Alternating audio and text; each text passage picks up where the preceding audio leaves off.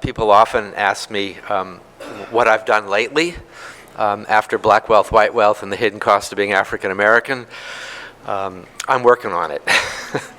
And what I want to present today is not exactly a preview, but it's part of the way I like to season and process new data, and data that for me really gets to the heart of the conceptualization and the paradigm that I've been working on. So give me a few minutes to provide a little bit of context, and then let me get into the puzzles that I want to help us all try and riddle through. I've been involved with others, and increasingly it's a coalition of not just researchers and academics, but it's community organizers and advocates, and locally based community organizations across the country, including some national organizations out of the West Coast and in Washington, D.C. Now, for me, that's a great pleasure to say that after a number of years, the issue, if you will, of the racial wealth gap in the United States is on the table. 2 years ago, it wasn't on the table. When we first started doing this work, 20 years ago, we had to try and figure out how small that table was going to look. But at the 50th anniversary of a particular March on Washington, President Obama stood up there and said, and I think the paraphrase is relatively close here, that we've made great economic progress between the races, but the racial wealth gap is still growing. Now, those of us involved didn't need the president to say that, but it helps a lot in terms of the public conversation and the legitimacy involved. So I want to start with a little bit of conceptualization about why I think understanding family financial wealth is really important. And it can go right back to thank you to the previous presentation, David. It's part of the legacy, or part of the legacies. Unlike income, unlike a lot of other things that are supposedly achieved in American society, family wealth and debt is something that is first produced in particular historical periods under particular historical circumstances, where some groups, and I can lay this out later if we want in the question period, where some groups are provided with healthy, robust state incentives to gain, accumulate, and keep their wealth, where other groups are prevented from owning property, banking, etc. Part of the history, part of the legacy that I want to suggest has been transferred in different forms and formats up until the present day and into the future if we do nothing about it. Looking at family financial wealth not only helps us to crack open a window, I think, about how the past continues to impact the present, it also brings into the conversation not just the history, but contemporary policy and structures. And that's what I really want to end up focusing on today, hence my subtitle, if you will, The Continuity of Deep Structures. As another part of the context, let me suggest that the operative paradigm of much of the progressive and certainly all of the liberal movement around racial equality in the United States, at least from the 1950s, I would suggest up until the current day, has been a paradigm that's suggesting the biggest challenge or hurdle is lack of access and lack of opportunity. And we have been relatively successful in changing a lot of laws around equal access to education, equal access to financial services, equal access to the ability to purchase property, with all of the caveats around the inherent discrimination that still goes with those. But the passage of those laws in the 1960s have been great successes. All, I want to suggest, built around the notion of removing the obstacles to opportunity. What I want to parcel and puzzle out today, or begin to puzzle out today, is going to be some data that suggests opportunity is really critically important. But it leaves aside how wealth is produced within particular structures in the United States, and that we need to look very deeply at what those structures are, and if we're serious, to figure out what are the particular pieces, especially the policy pieces of those structures, that we might be able to lift up, dissect, and reconfigure in ways that make them less racialized. So let me start with a few, what I like to refer to as smoking gun facts. What is the racial wealth gap in the United States? Quickly, as opposed to income, wealth is everything that a unit, and let's think family here, everything a family, however one defines family, everything a family owns that has monetary value minus all of its debts. And quickly, that's a baseline idea of what family wealth is. Right? Different from income. Income is that flow of resources one usually gets from jobs or substitute for jobs like unemployment insurance or disability, whereas wealth is a reservoir, a storehouse of resources that can be used, that most families tend to use that storehouse for moving ahead purposes, buying a home, starting a business, higher education, and those kinds of economic mobility purposes. In the United States, the racial wealth gap, looking at the median, half above, half below, median family financial wealth of white and first African American and then Latino households, a couple of baseline pieces of information. I like to go to the percentages. You can look at the numbers, if you will. Essentially, the median or typical African American household has 6 cents in wealth for every dollar of wealth that the typical white household has. Now, I probably should have started reminded us what the income disparity is. The typical median African American family has about 54 to 60 cents, it depends on the year, of income, of earned income, for every dollar of earned income that the white family has. And that is the standard that we typically have taken as what's the project around economic inequality in the United States? It's to close that gap. But think about how the paradigm changes if our project is getting from somewhere from 60 cents on a dollar to something we might define as parity, 95, 96, 97, dare we say 100. And think about how the project changes if now we have to think about how do you get from 6 cents on a dollar to something we can define as parity. All right. So when we think about economic equity and inequality in the United States, income is critically important, but we have to bring into that picture family wealth. For Latino households, it's 7 cents on the dollar. It's very close. It's very close. All right. Now, that data is from nationally representative samples. All right. So I have a lot of confidence in it. Different samples give us slightly different numbers, but the ratios, the 6 and 7 cents on the dollar, are pretty constant. As a sociologist, we call that a pattern, something that repeats itself over and over, and you see the same data no matter almost what database one uses. All right. So we can look at that. As one of our projects at an institute that I'm very involved in, in working with community-based organizations, we shifted the question a little bit.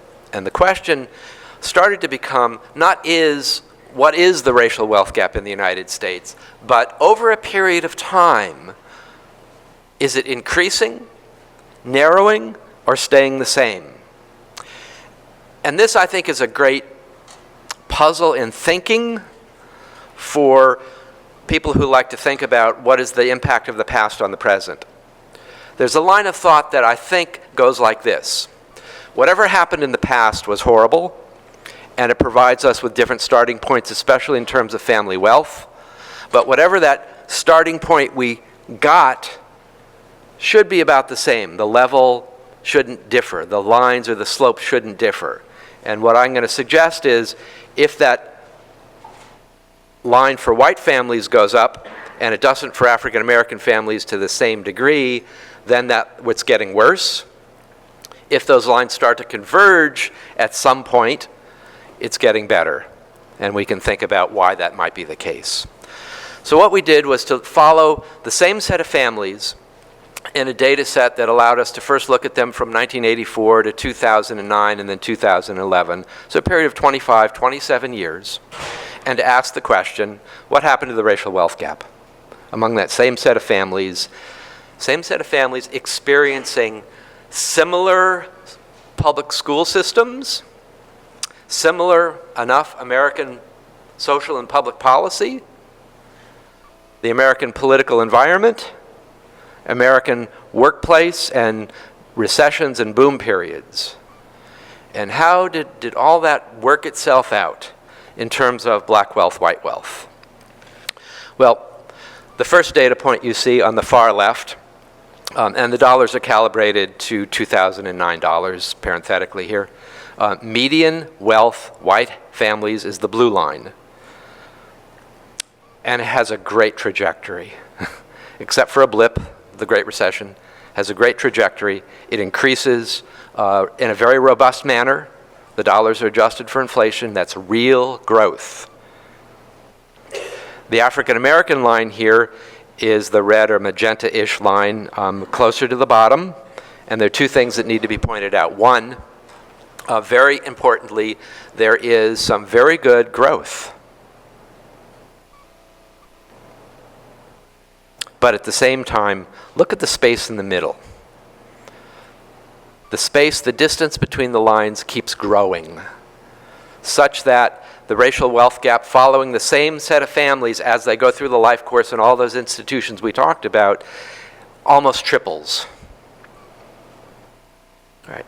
Palpably, objectively, the racial wealth gap as I think, a good metric of economic racial inequality in the United States gets worse, and significantly worse. I've been doing this work for a long time, and it's, I like to say, one of the amazing factoids, if you will, is that when I talk, nobody has ever challenged the data. No one's come out and said, oh, Shapiro, you're full of it. Social sciences doesn't know what they're doing. What's the error margins? I've got another, I've got two neighbors, one black and one white, and they do this and they do that. The data points are never really challenged at all. What is challenged vehemently is the narrative. What's the explanation? Why is the racial wealth gap growing in the United States? So to try and get at, in a more scientific way, some answers to those questions, we looked at this chart that is a product of some of our research, and did some relatively deep analysis that tried with regressions and other techniques that asked the question, what accounts for the largest areas of growth in the racial wealth gap in the United States? And just quickly, because I'm going to go into it in a bit more detail momentarily, just quickly, by far the largest area is home ownership and property ownership. It accounts for something like 28% of the difference in the growth between white and black wealth. Second area includes income, and it is not family income, it is the increase in income between 1984 and 2009. That is, what's the wealth action, if you will, on every dollar of increased income? Does it look similar for whites as it does for African Americans? And that turned out to be also a very large driver of the increasing racial wealth gap. Education, and here, again, we were not looking, if you will, simply at educational or achievement gaps. We were looking at college-educated black and white families and controlling for that and asking, is the return on wealth from that same, at least degree? What does that look like in terms of how it translates or converts to wealth for white and black families? That also is a large producer of both wealth and an increase in the racial wealth gap.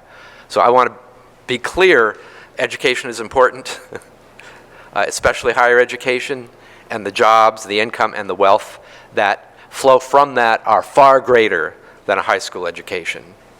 At the same time, there are dynamics within that process and how those educational achievements are rewarded that continues to drive the racial wealth gap in the United States.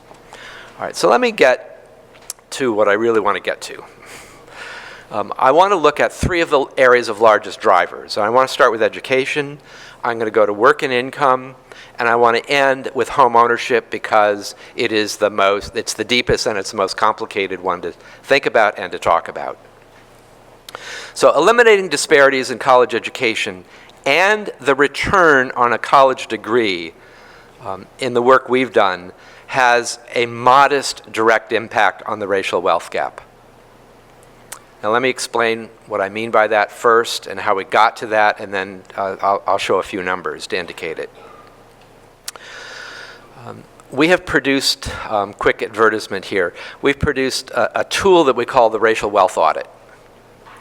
And it is a technique, a set of techniques really, that allows us to look at knowing what the racial wealth gap is, and having modeled through what are the predictors of black wealth, what are the predictors of white wealth, what are the predictors of Latino wealth. If you change those predictors, how much more or less wealth one gets. So that allows us to look at a policy or a policy proposal or an institutional change and ask the question, if whites and blacks and Latinos had the same college degrees, what would the action be on closing the racial wealth gap? All right. So now here I want to start posing it's not really a dichotomy, let's call it a spectrum, because I'm not sure it's a binary at all here, because I want to talk about how it intersects. That's talking about rates. That's talking about access. That's talking, if you will, paradigmatically of liberals and many of my friends in the progressive movement. Right? Where we focus on access to college and college completion. Very important. I am not diminishing that by any means whatsoever. All right? But that's what I call the access and the opportunity. As an other part of that, we don't ask the question, and this is what I am going to try to ask and answer a bit and confuse me and everybody else. The question we want to ask is, for that college completion, are there structures that actually produced different wealth for whites and blacks? And produces it in a way that there is more wealth, that it actually increases or decreases the racial wealth gap. All right, so quick pieces of data here. I indicated there would be modest action. If policy, or anything else, successfully eliminated racial disparities in college graduation rates, black wealth would grow per every family, if you will, about $1,300. The gap, racial wealth gap between whites and blacks, would shrink by about 1%. Right. The $1,300 gain is very important. I want to keep emphasizing that. But I also want to suggest, if we're looking at that glass about how to get parity and the projects that are needed and the structural changes that are needed to move us in that direction, simply removing barriers to college graduation rates doesn't have a whole lot of action at that level. Latinos, the action is a little greater. It reduces the racial wealth gap by about 3%. There's more action. If we hypothetically say, let me tell you how we do this quickly. For the wealth that a white family returns or converts for a college degree, if we take that and give it hypothetically in a model to African American or Latino families, then you've equalized the return. You've said that the return from a college degree is roughly the same for whites, African Americans, and Latinos. If this were done, black wealth would grow by $10,000, Latino growth by about $5,800, the racial wealth gap between whites and African Americans shrinks or narrows by 10%. 1% reduction on equalizing rates of college completion, 10% action on the return to wealth. For Latinos, it's 6%. All right, so now hopefully you've got the logic I'm trying to work through here. Work and income. I want to remind people here, as well as myself, that when we're talking about income in this particular model and project, we're talking about income gains. Not income per se, but over a period of time. What's the action on making income equal on the first part, and then on the second part, equalizing the wealth return from every additional dollar of income gains? So on the opportunity, black wealth grows very robustly. It's something we'd love to, quote, give to everybody. $11,000. To Latinos, $8,700. That closes the black-white gap by 11%. It closes the racial wealth gap with Latino and white households by 9%. All right. Some nice action. Look what happens when we flip that question and ask not just about the rates, but the return to wealth, the conversion to wealth, and the economists in the audience are going to slam me. I'm sure some people will have fun with that later by using the return to wealth phrase. The nexus, if you will. Black wealth would grow $44,000. Latino wealth would grow $51,000. Not simply, by getting our hands on the structures that convert gains in income to wealth accumulation for families of color, the racial wealth gap would shrink by 43% and 50% respectively. All right, now I want to come back to this because we definitely want to talk about the structures involved. The third area, home ownership. The home ownership gap is about 24% between whites and African Americans in terms of rate of home ownership. It closed a little bit towards the end of the 1990s and closed a little bit again around just before the housing and foreclosure crash around 2006 or so. Looking at the opportunity question, eliminating disparities in home ownership rates, that is, making the black and white home ownership rate and Latino home ownership rate would substantially reduce the racial wealth gap. And here's what some of the data looks like. Look at the wealth that it adds. But just to simplify here, the racial wealth gap, the white-black racial wealth gap would shrink 31%. The Latino-white racial wealth gap would shrink 28%. Right. If home ownership rates were simply equal, and here I really get, if you will, to my, my subtitle, The Continuity of Deep Structures. Residential segregation, I think, is without a doubt one, if not the most significantly deep structure in the United States that orders social relations to a degree that most people have no idea about, from schools to public safety to networks to property values to home equity to what your home is worth to Ferguson. If returns on home ownership, that is, if residential segregation either didn't exist or didn't have the same ramifications of owning a home in a relatively homogeneous white neighborhood, returns a lot more wealth about what that home is valued than if that were exact same home were in a diverse community, and a lot more if that home were in a community of color.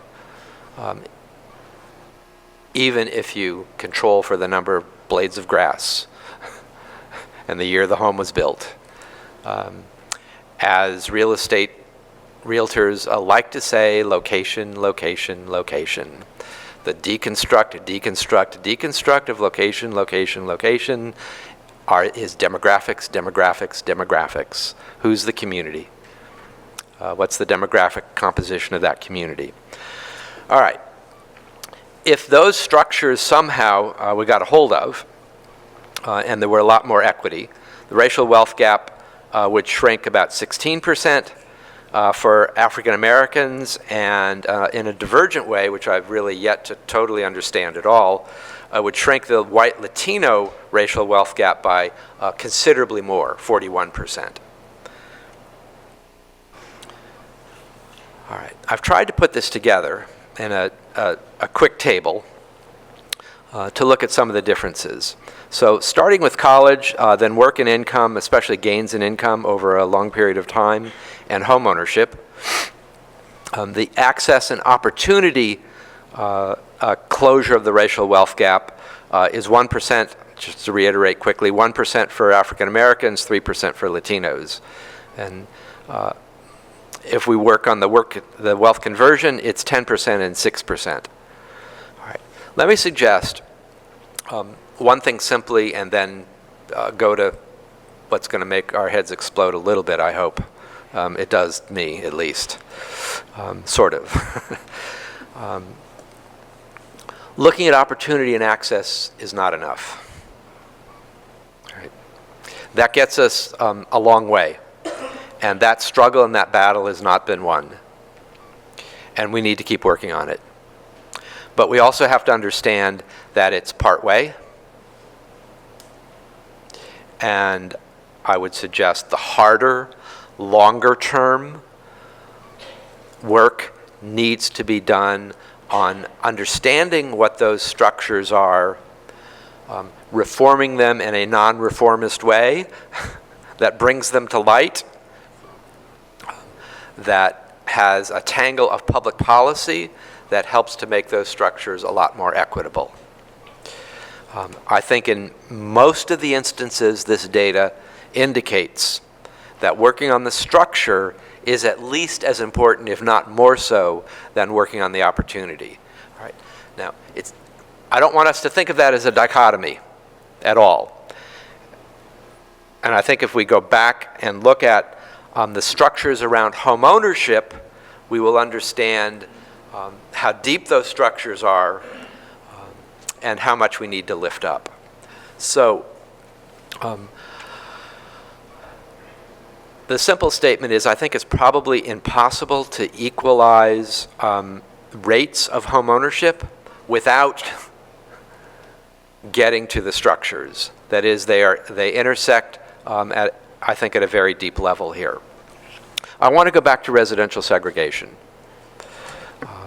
which varies according to region, according to metropolitan area, but in many areas of the country, especially the Northeast and the Midwest, there's not been a whole lot of positive movement.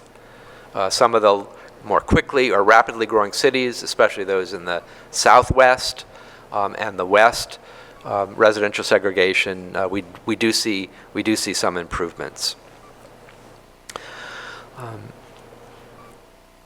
I want to go back and start with the simple fact that the same home, why is it that the same home is worth and increases in value more in a relatively homogeneous white community than it does in a diverse community or a community of color? Right.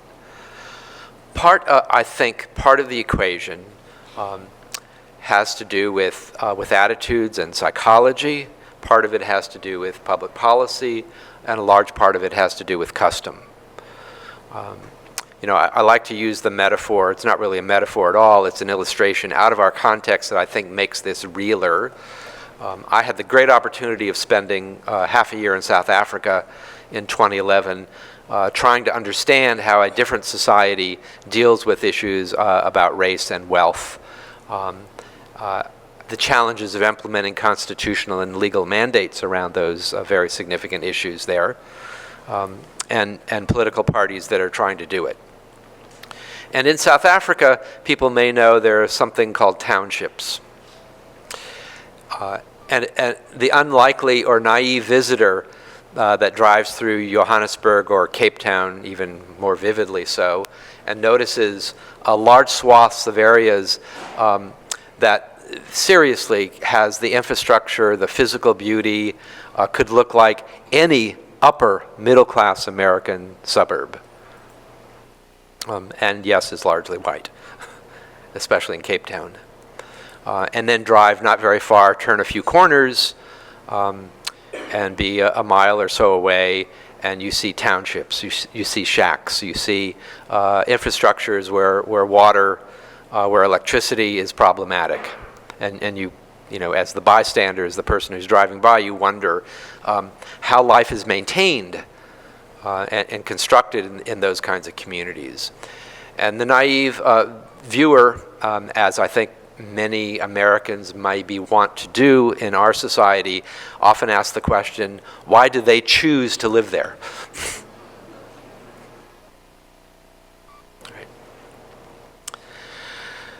The choice in South Africa happened because of a bulldozer,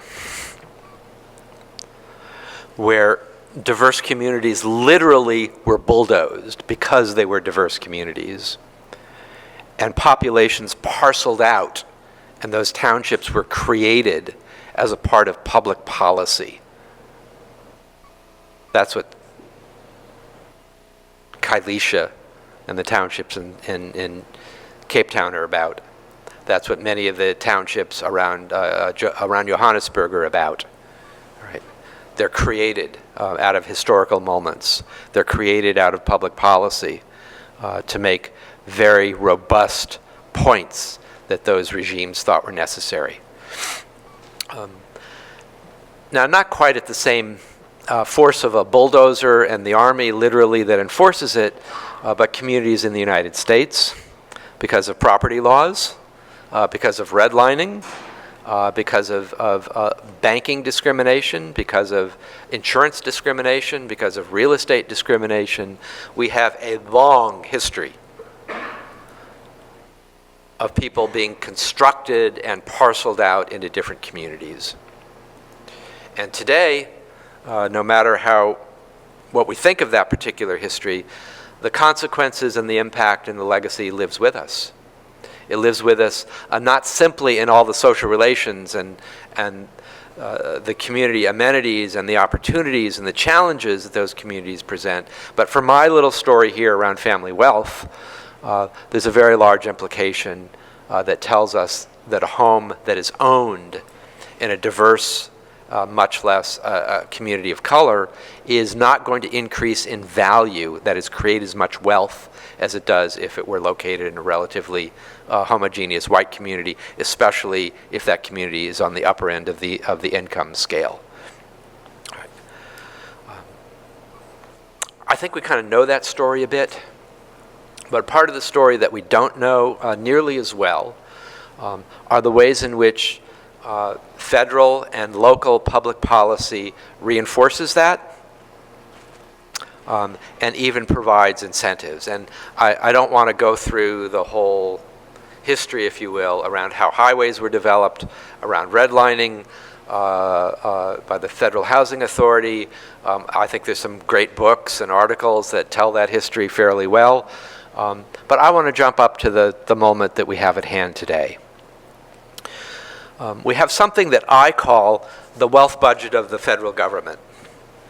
And the wealth budget of the federal government is a series of very robust incentives in the tax code that reward people for behaving in certain ways.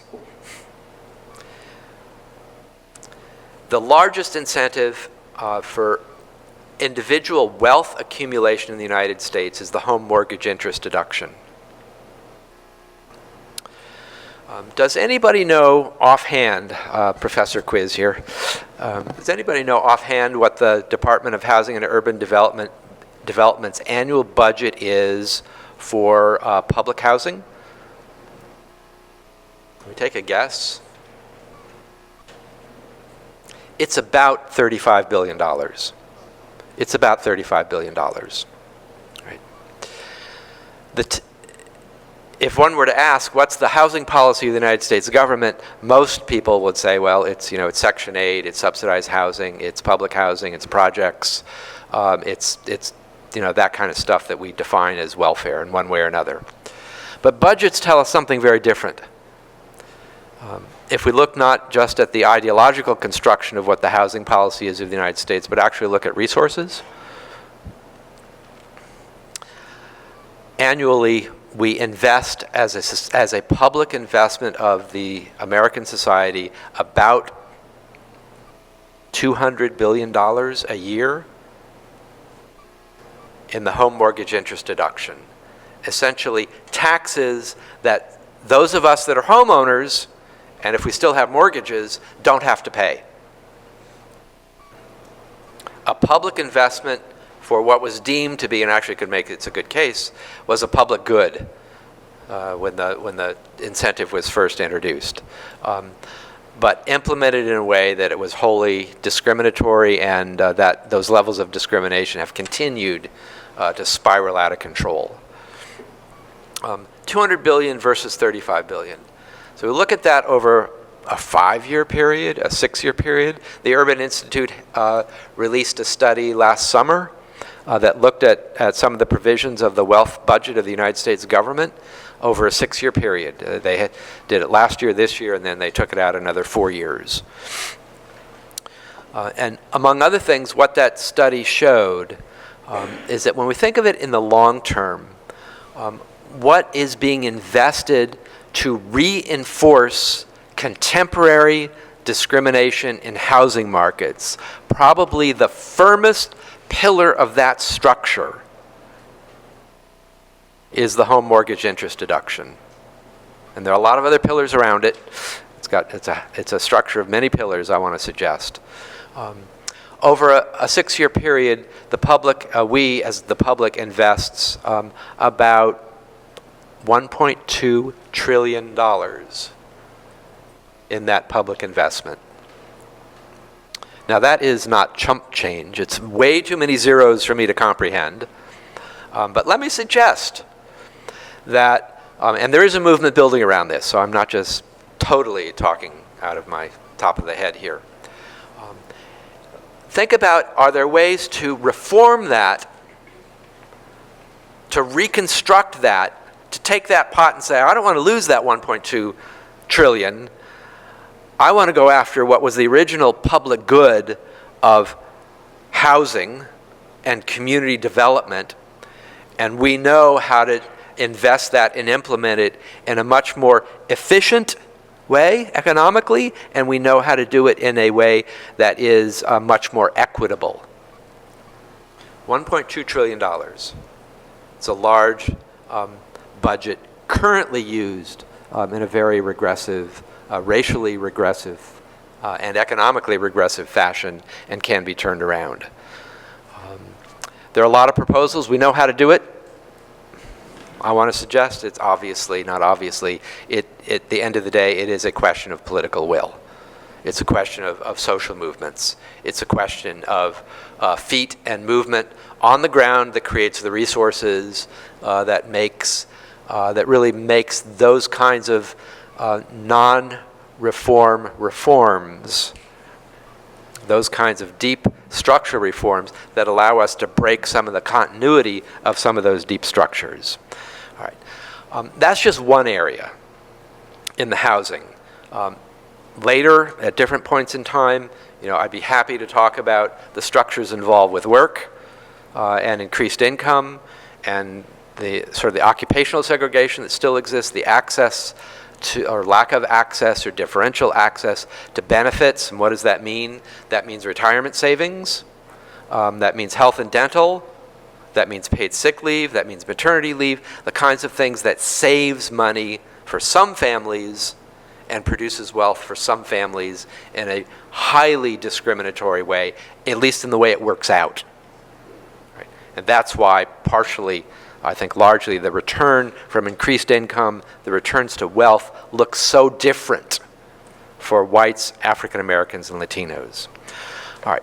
I do want to try and leave some time here, so let me just try and wrap it up very quickly and suggest that I really want us to think about and try to be a little provocative about breaking that liberal, semi-progressive paradigm up and allowing us to create the space where we need to move beyond opportunity and access, knowing that that fight is not won fully, but that's not where we need to stop, and our thinking needs to keep pushing us forward. So I'd like to say thank you very much, especially to all of the people, the leaders and the workers that helped to bring us all here together today.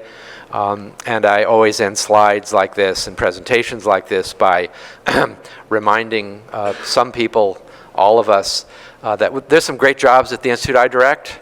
And if this is the kind of passionate work for social justice that pays pretty well and good benefits, look at our website. We always have things up, and we have a very robust graduate program, PhD program, one of the first in the nation, built around the concentration of assets and inequalities. So thank you very much.